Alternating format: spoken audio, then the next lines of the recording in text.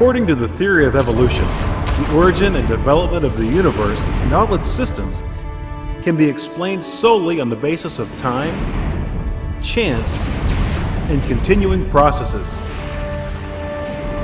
All living things have arisen from a single-celled organism. A second and opposing worldview is the concept of creation. According to the theory of creation, everything in the universe has come into being through the design, purpose, and deliberate acts of a supernatural creator. That means this creator created the universe, the earth, and all life on earth, including all types of plants and animals, as well as humans.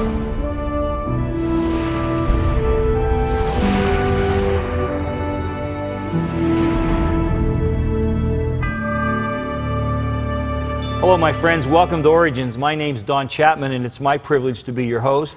Origins is a forum where we take the evidence of science and we use it to validate the truth of creation. And we do that by interviewing some exciting creation scientists and folks who have done great research and study in this area. Today we have kind of a special show. It's a little different than anything we've ever done. We're going to introduce you to a DVD today called Evolution, the Grand Experiment. And Dr. Carl Warner is with us, who has produced this great video.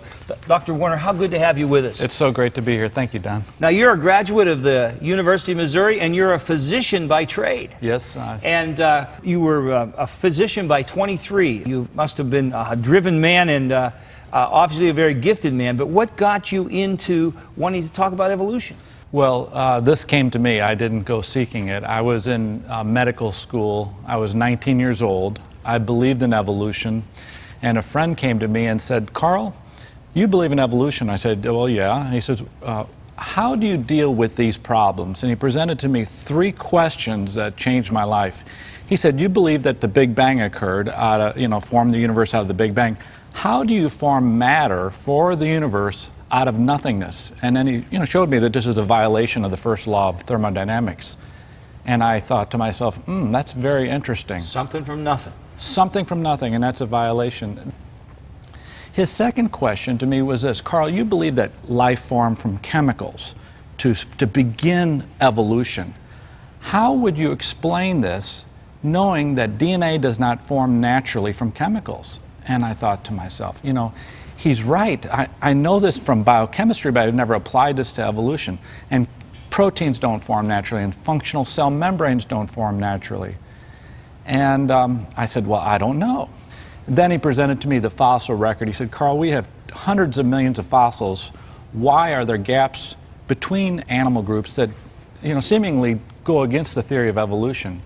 And at that point, I realized I was challenged, that there was something wrong with my way of thinking. I believed in evolution, yet he just more or less decimated my ideas. 3 questions took the pins out from my Took the pins out, and now I was confused. I thought, you know what, I have to go look into this thing. Now, there came a point where instead of just pondering these things in your mind, you began to go out and do research, which eventually led to this DVD.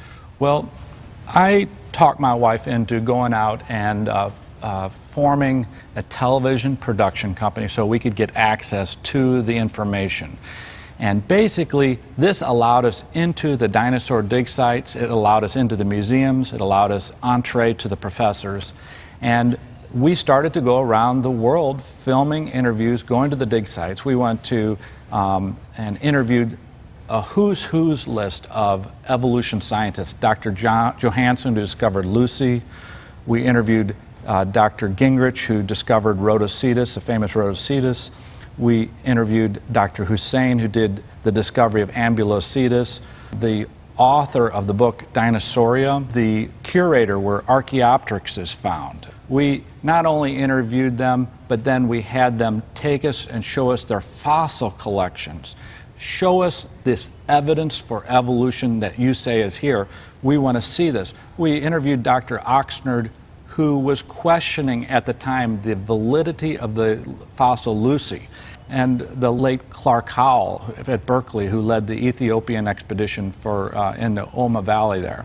In all, we did approximately 60 scientists and carried out the interviews. But that was only the first phase of this whole thing.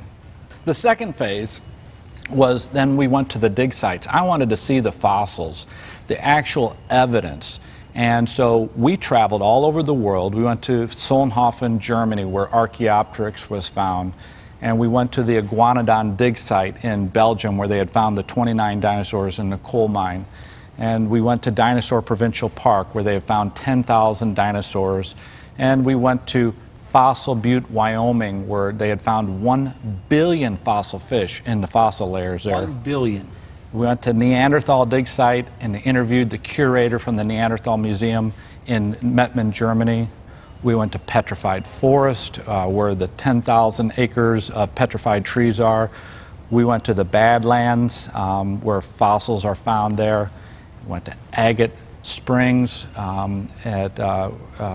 in western United States. Went to Thermopolis, where 200,000 dinosaur bones were found. We went to the Messel dig site in Germany, where 600 bats were found fossilized. Dinosaur National Monument.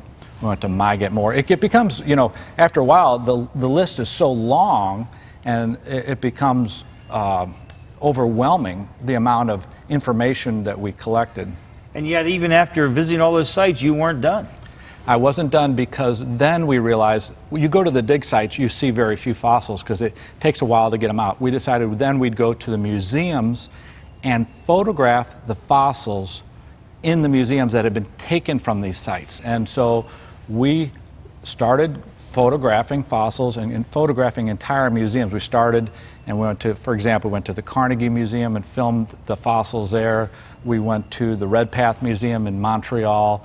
We went to the California Academy of Sciences in San Francisco, the Museum Victoria in Melbourne, and Harvard Peabody Museum. These fossils then became the backbone of our research, because now we had the information, the source material, and we could then carry out this experiment to test evolution. Over 100,000 miles. Yep.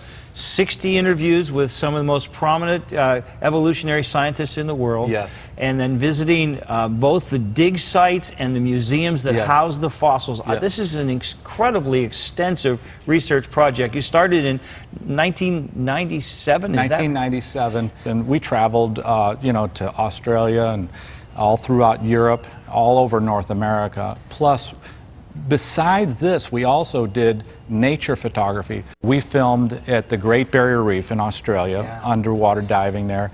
We filmed in Australia. We went up to Alaska to observe the glaciers. And all the while we're comparing nature, what's going on today, to the fossils and the events that happened in the past. It's incredible research, but some fun along the way, I hope. It was a great experience. It was a kind of a unique opportunity. And, you know, the public believes that scientists can't be wrong. Scientists know that scientists can be wrong, you know. And I questioned, when this all started, is this one of these big finds, like when we discovered that the Earth wasn't flat and it was round, you know, hundreds of years ago? Or when Galileo and Copernicus put together that the Earth wasn't the center of our planetary system? Is this one of those big blunders that I've stumbled upon, that the whole paradigm is going to have to shift because evolution doesn't work out? Or do I just not understand it? Knowing this, that scientists can make blunders, I then pursued, I had the openness to pursue this, because I tell you what, scientists have been wrong in the past about big things. Prior to Charles Darwin, scientists had some rather strange ideas concerning how life began. They believed that living organisms came into being rapidly and spontaneously over a period of just a few weeks. The scientific community believed in spontaneous generation for 2,000 years. And it is a stark reminder that even a majority of scientists can be wrong. In his classic 17th century description of spontaneous generation, scientist Jan Baptist van Helmont suggested that mice came from dirty underwear. Wanneer je een stuk gedragen ondergoed, if you put a piece of sweaty underwear in an open-mouthed jar, together with a piece of wheat, after 21 days the ferment coming out of the underwear changed the wheat into mice. But what is even more amazing, is that the mice are not small or aborted mice, but adult mice emerge. Another evidence offered for spontaneous generation was the rotting meat experiment. 17th century scientists observed that if meat was placed in an open jar, maggots formed on the meat weeks later. They conjectured that life, in the form of maggots, arose spontaneously from rotting meat. But in 1668, Francesco Redi, an Italian physician and scientist, overturned this idea. He suggested this proof of spontaneous generation was nothing more than contamination of the meat by flies. When flies landed on the rotting meat, they laid their eggs. Over time, these eggs grew into maggots. Later, the maggots changed into flies. When scientist Redi prevented flies from landing on the meat with a piece of cheesecloth, maggots never formed. A third evidence for spontaneous generation was the 19th century pond water experiment. Scientists took pond water, boiled it, and poured it into an open jar. After a few weeks, the sterilized water was now teeming with bacteria. Soon the water became cloudy. Scientists suggested this was proof of spontaneous generation, that bacteria arose spontaneously from the sterile water. They scoffed at anyone who dared to question their conclusions. In 1859, spontaneous generation was finally rejected after the French Academy of Sciences held a contest to see if anyone could definitively prove or disprove the theory. Scientist Louis Pasteur stepped forward. Pasteur theorized that cloudy water did not represent spontaneous generation, rather contamination. He suggested that bacteria in the air seeded the water in the jar. To prove this, he sterilized water in an S-shaped glass. The opened end of the glass pointed upward and allowed air in, but bacteria could only settle in the neck and were prevented from reaching the water. After months of waiting, the liquid in the flask never became cloudy. With this experiment, Pasteur disproved spontaneous generation once and for all, and this first scientific natural explanation for the origin of life collapsed. Today, we can learn from the failures of the past. A scientific idea, theory, or law may be believed for thousands of years by a majority of scientists, only to be proven wrong. All scientific theories and laws should be open to scrutiny, even the theory of evolution. It's not science unless you can question and falsify it. Unless you can say this is false, this is wrong, it's not science. You know, scientists are just as much prone to holding on to old ideas as anyone else, and many of them are very conservative. But there's always a chance with new evidence that we may find that there's a fundamental error in our thinking. You know, no scientist ever says never, and no good scientist ever says always. It comes down to what you bring to the questions to begin with. If you don't want to see things, you're not going to see them. And we're all guilty of not wanting to see certain things. Carl, you said that one of the three things your friend challenged you about that got this whole experiment started was that there were problems in the fossil record. Could you give me an example of some place where there seems to be a gap or a problem? These gaps are problematic throughout the fossil record. I'm just going to show you bats here. 1,000 fossil bats have been collected. Now that's a lot of fossils, and these are beautiful fossils. Now if you would have that many fossils, and if evolution was true, you would expect to find ancestors of, let's say, a ground mammal changing into a bat if you have 1,000 fossil bats. But the problem is there's not a single ancestor for any bat. The bats just appear suddenly, almost like it was a creation. Almost like it was created. Mm-hmm. Bats are warm-blooded flying mammals. Some bats use sonar-like echolocation to catch their prey. An amazing 1,000 fossil bats have been collected so far. Many of these are complete bats. Some show breathtaking minute detail, such as wing membranes, fur, and even stomach contents. Despite this rich fossil record, Darwin's predicted intermediates have not been found. There are no fossils showing a ground mammal similar to a mouse, slowly changing into a flying mammal, a bat. You would guess that there'd be some sort of a bat precursor, but once again, nothing. Bingo, they just show up. And so, as you might guess, that there are certain people that think they were specially created. They actually are kind of a problem with the creationists who like to, if things were created, here's a very highly complex mammal with all these adaptations, and bingo, they just show up at some particular moment in time fully formed as a bat. Obviously, we evolutionary biologists and paleontologists don't believe that, but at this point we don't have a good fossil ancestor for them. When did bats evolve from the land mammals? When is it theorized? That must have happened also in the lowest tertiary, but we have no evidence for this evolution. Also, the bats appear perfectly developed. We don't have any non-flying bats, and so we can't pull something out of that, any kind of information out of that tells us how they might have evolved. What period of time did the bats evolve, do we think? We have no fossil records of bats during the Cretaceous period, and this means that we are only depending on speculation when it started and what happened in that time. Of course, when we have the oldest bats, like Icaronicteris, they were completely developed in their morphology and their flight apparatus, and also the messel bats were completely developed. So we can only speculate. Opponents of evolution have seized on this lack of evolutionary intermediates in the fossil record. They ask, how many more bats would have to be collected before one declares the absence of ancestors a reality? For them, the fossil evidence of bats clearly speaks against evolution.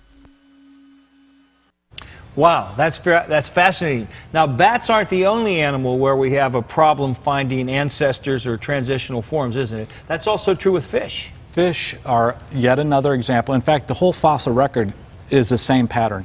Let me tell you about fish.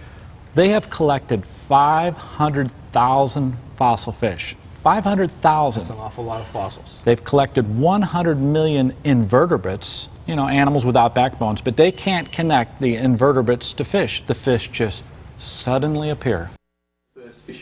Scientist John Long is one of Australia's most eminent paleontologists and is the head of science at the prestigious Museum Victoria in Melbourne. He has studied fossil fish for years.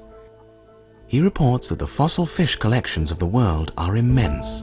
How many fossil fish are there in museums? Well, I visited some of the biggest museums in the world to study their fossil fish collections, such as the Natural History Museum in London and the American Museum of Natural History. And I'd say conservatively there'd be hundreds of thousands, probably maybe up to 500,000. Although fish have the most abundant fossil record of all the vertebrates, there are no fossils showing invertebrates, such as jellyfish or starfish, slowly changing into fish. Nor do the fossils show the formation of a spinal cord over time, as Darwin predicted. There's a lot of debate over the origins and diversity of the first jawed fishes, the gnathostomes as we call them. That's still one of the great mysteries and problems to be solved in vertebrate evolution. Despite a 150-year search for evolutionary ancestors, every fish family appears suddenly in the fossil record. Every major kind of fish that we know anything about appears fully formed. There's not a trace of an ancestor for any of these creatures, and there are no transitional forms suggesting that these major kind of fishes evolved from a common ancestor. Now, evolutionists know that. They say it is true, but they believe in evolution anyhow. But evolution is impossible.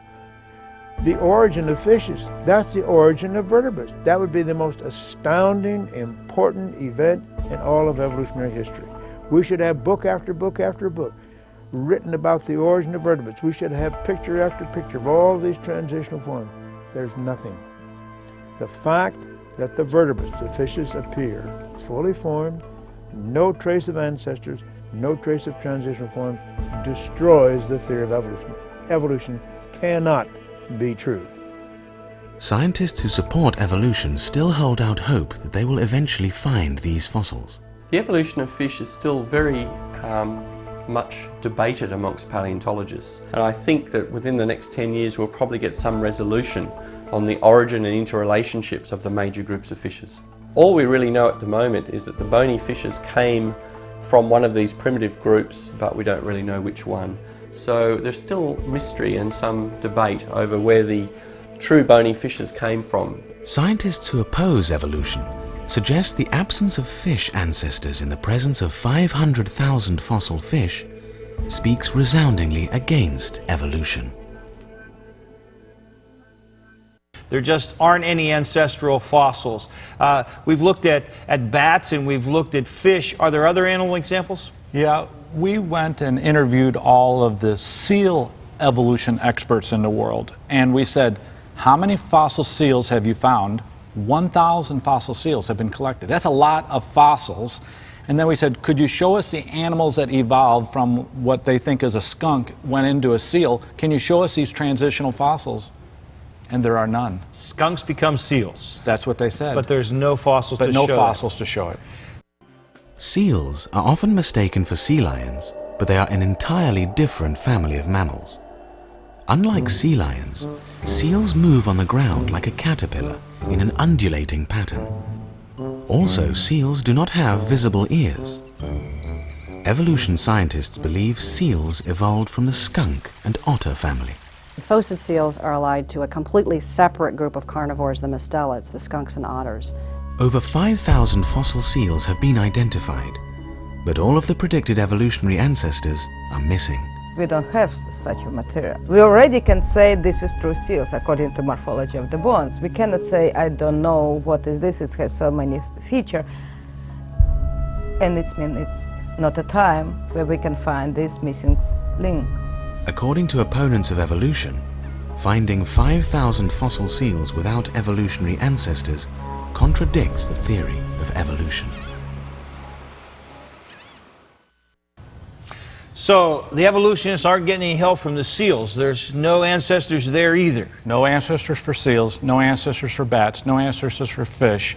It goes on and on and on. And that's pretty much a pattern through the whole fossil record. The whole fossil record goes that way, yes. Now, surely dinosaurs would be the saving proof here because dinosaurs are so key to evolution, right? What about that? Is the opposite true? You know, most people, when they go through a museum and see all these dinosaurs, they think, oh, this is proof of evolution. But I hold a different view. Are you aware that all of the major animal and plant groups have been found with dinosaurs? In other words, the fauna of the animals with the dinosaurs was similar to today. For example, they found ducks with dinosaurs, flamingos, avocets, hedgehogs, possums.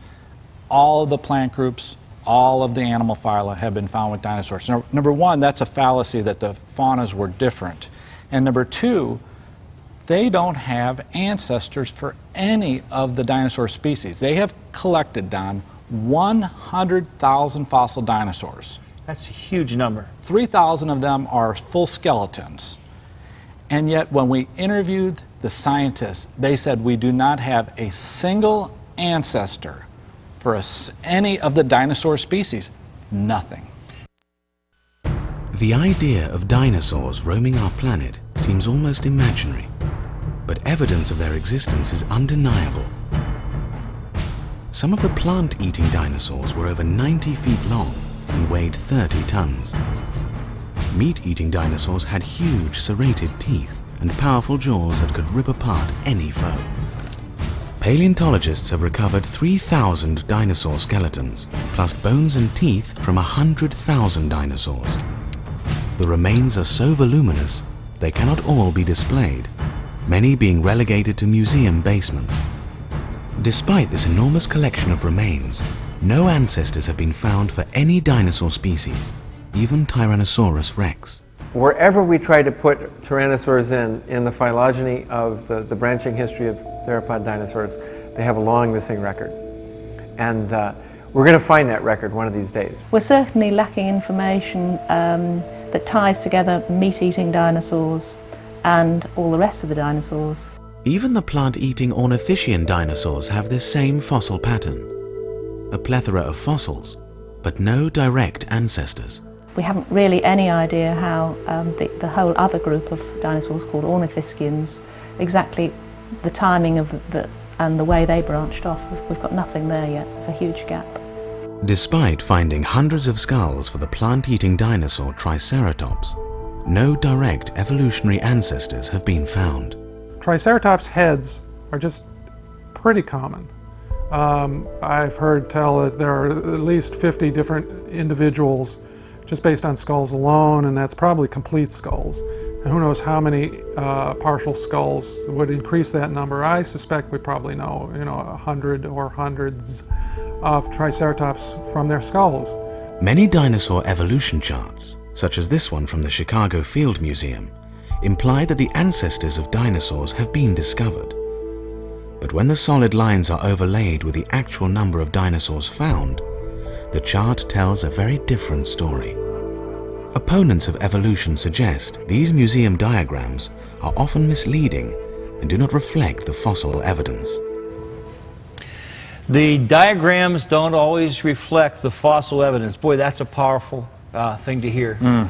Carl, what an incredible job you've done as the executive producer of this. I just think the church and really anyone interested in truth is indebted to the hundreds of thousands of miles that you've traveled and the effort and the work that you've done. What a tremendous thing you've done.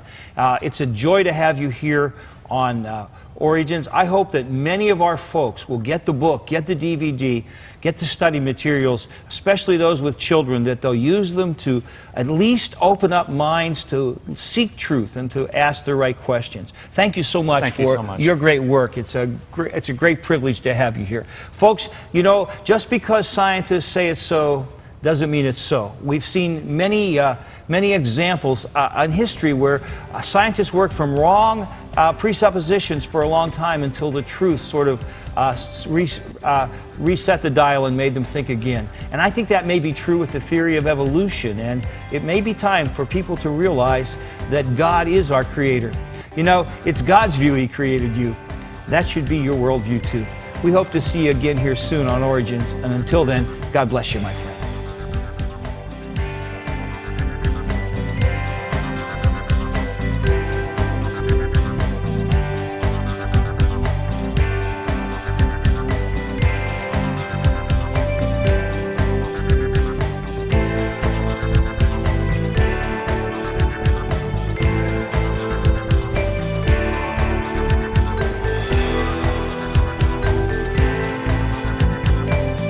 Thank you for watching this edition of Origins. If you'd like a copy of the PowerPoint information presented today, you can download a PDF file of program number 1007 from our website at www.originstv.org. Or for a DVD of this series, send a $12 donation to cover shipping and handling and write to Origins, program number 1007, Cornerstone Television, Wall, Pennsylvania 15148. Origins is made possible by the faithful prayers and the financial support of you, our Cornerstone Television family.